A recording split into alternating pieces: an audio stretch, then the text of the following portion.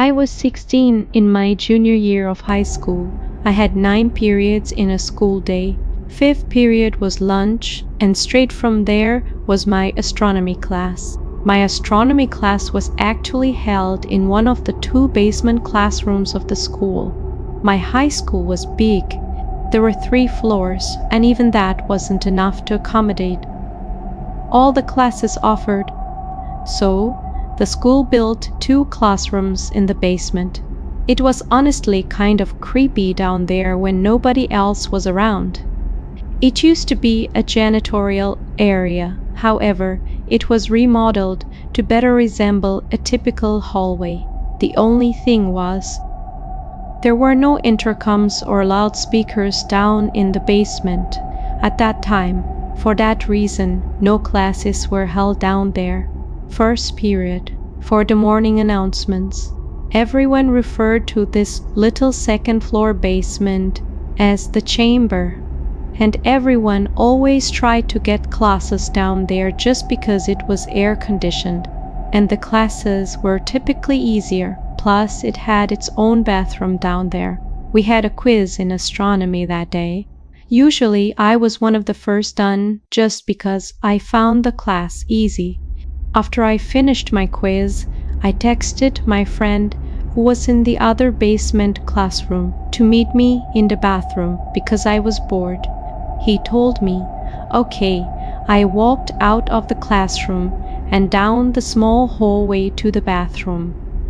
A few seconds later, the door opened and my friend JJ entered the bathroom. We were joking around for a while until JJ checked his phone and said someone texted him saying the school was going on lockdowning. We both looked at each other with the same grins.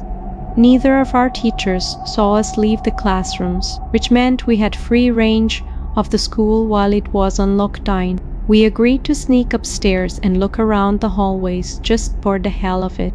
The worst that would happen is that we'd explain how we couldn't hear the announcements in the basement classrooms. Upon opening the basement door to the main floor, we were surprised to find all the lights had been turned off. So, the hallways were pretty much pitch black. Aside from the light pouring in from the doors in the lobby, this was legit because usually the lights were left on in the hallways during lockdowns. Something was going down, and we didn't know if we were even comfortable walking around now. JJ stepped out a little further into the hallway, and I followed suit. JJ then looked down the hall and said, "Who's that?" I looked, and emerging from the darkness was a man. At first, we couldn't tell if he was a teacher or not, but as he got closer, we realized this guy wasn't dressed at all like any staff member. He was dressed like a bum. "Alright, let's go," I told JJ as we hurried back down to the basement. He surely saw us. Whoever he was, we saw both classrooms had their doors shut and lights off. So, to avoid making a scene, we decided to hide in the bathroom. I shut the light first thing, and then we both went to hide in the corner stall. There was complete silence in the room. No ventilation, no heaters, nothing, just the sound of me and JJ breathing and an occasional drip from the sink. The door to the bathroom suddenly opened, and light from the hallway poured into the bathroom. For a brief moment the door shut, and the bathroom was once again pitch black. Me and JJ tried our best to control our breathing. The room was so silent that we could hear somebody walking over to our side of the bathroom. The person stopped and started breathing really heavily, as if they were out of breath. Me and JJ were both scared to death. JJ did something very dumb. He whispered in my ear, "We have to crawl out through the other stalls." The room was so silent, however, that even JJ's whisper could be heard from across the room. The heavy breathing outside the stall stopped, and the person tried pressing the stall door in.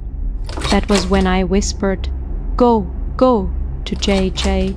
We both crawled under the side wall to the next stall, over and then the next stall, and then finally out to the other side of the bathroom. The person was now full on banging on the stall door. Me and JJ hopped up off the floor, opened the door, and as the light filled the room again, we saw the guy from upstairs in the corner. We pounded on the door to JJ's class. The teacher let us in within seconds. JJ explained everything as the teacher locked the door, mentioning a gun sticking out of the man's pocket. I was shocked to hear this because I didn't see a gun, but I went along with it anyway. Usually, a bunch of high school students would be laughing their asses off at two students causing a scene like this, but I noticed all the kids sitting in the corner looked concerned. A sudden bang at the door made everyone jump, and a couple of girls squeal out of fear. JJ, the teacher, and I could see the man standing at the door, looking through the window while trying the doorknob. After a few bangs on the door, out of what seemed to be anger, he turned and walked down the hallway, back to the stairs. We don't know how much longer the lockdown went on for, but for over an hour, we sat in silence in the room, other than the teacher occasionally asking me and JJ questions, in a very concerned tone, shaking his head after everything we would tell him. Eventually, somebody from upstairs called the teacher, and he instructed all of us to single file, walk up the stairs and out of the building, where we would be greeted by cops. Me and JJ did the best we could at describing the man to the cops and the dean. One of the cops patted me on the back, and we were sent home after the incident. The school installed cameras everywhere and ramped up the security budget. This incident never got media attention, so honestly, we never found out if police caught the guy. I'm convinced that man had no other intentions but to kill us then and there in that bathroom stall.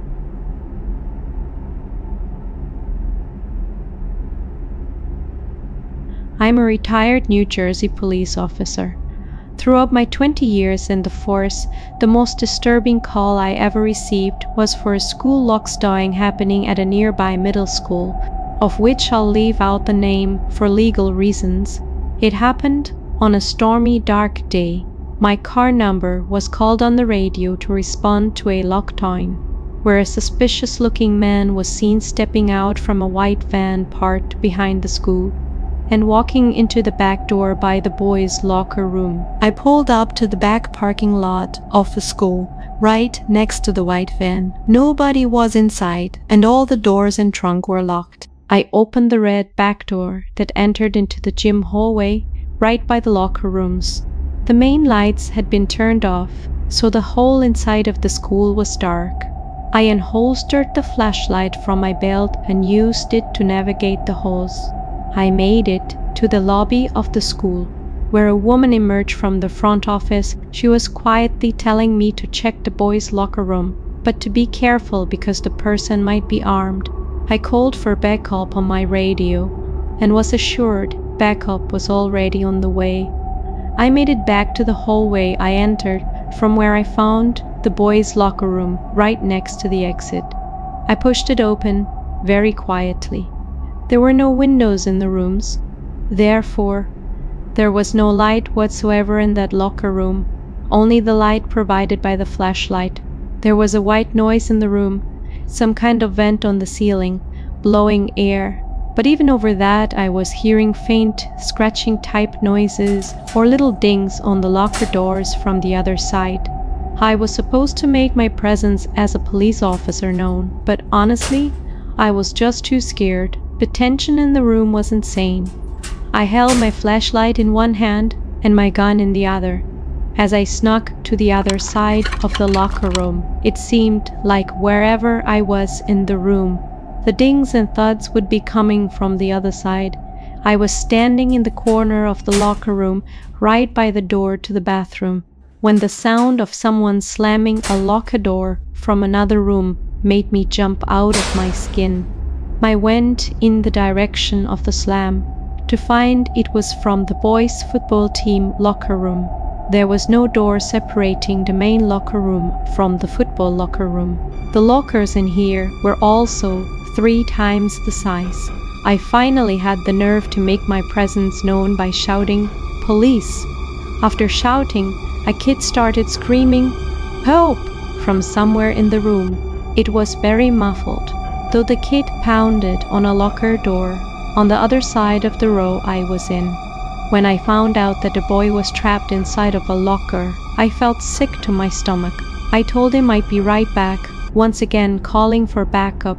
While running outside to where the white van was, it was gone. My biggest mistake was not getting the plate number. First thing, I told dispatch to be on the lookout for a suspicious white van.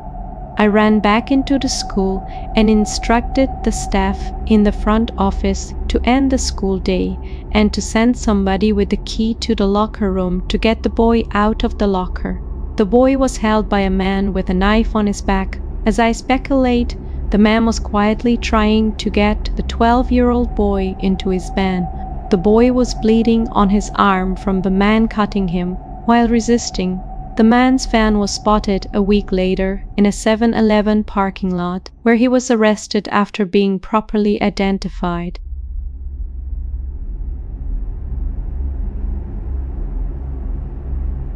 I was staying in a Hampton Inn in New Jersey when I was visiting Rowan University, a college I potentially wanted to attend. My family couldn't come with me, so I was on my own.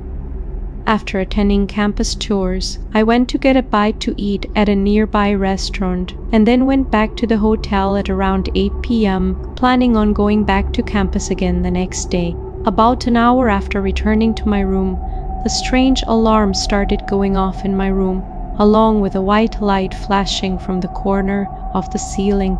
A message started, looping shortly after, as well saying something along the lines of, "All Hampton Inn guests, please remain in your rooms. This is a lockdown." I'd never heard of a lockdown in a hotel. I never even knew hotels had alarms like this. I found it more interesting and exciting than anything else. Eventually, the sound of the alarm stopped, but the light kept flashing, and every 20 seconds or so the message would repeat. It was only like 9:30, so I turned on the TV just as background noise, while I started changing clothes and brushing my teeth. I shut the lights when I was done and hopped under the covers. I watched TV for half an hour before shutting it off. The light was still flashing with an obnoxious bright white every few seconds. It was definitely going to hinder my sleep. I was starting to consider calling the front desk to ask what was going on when the phone rang. It was someone from the front desk. I was expecting them to tell me something about the alarm and when it would shut off, but instead, the person on the other end spoke in a very concerned voice. She told me to remain calm and walk out the door. I took that opportunity to ask her what exactly was going on. She went on to tell me that there was somebody in the room with me and to get out immediately. I dropped the phone and instinctively started looking around everywhere. Part of me was curious to see if somebody was in fact in the room. I checked under the bed, looked into the empty bathroom, nobody in either spots. Then I noticed the closet door right next to the bathroom. It was one of those closets with a wooden sliding door. It was open just a tiny crack, and through that tiny crack, I could see a person's face at first. He didn't sink in what I was seeing, but when the door slid shut, that was when I freaked out and ran out the door.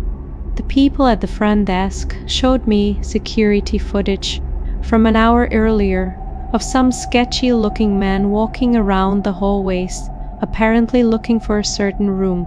When he got to my door, he opened it with the card he somehow acquired, and that was it. I stayed around as the authorities took the person out in chains.